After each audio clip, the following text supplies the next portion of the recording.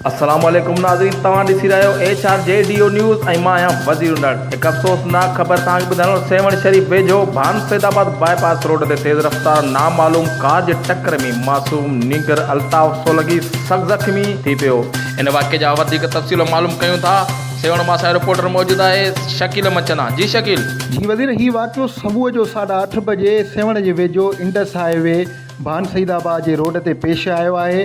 Car जी तेज़ रफ़्तार जी टक्कर जे सबबि हिकु नीगर अल्ताफ़ हुसैन जेको आहे शदीद ज़ख़्मी थी पियो आहे ऐं हुनखे नाज़ुक हालत में सैयद अब्दुल्ला शाह इंस्टीट्यूट मुंतक़िल कयो वियो आहे। नीगर जे वरसा जे तरफ़ां भान सईदाबाद इंडस हाईवे ते 3 कलाक मुसलसल रोड ब्लॉक करे टायर साड़े धरणो हयो वियो।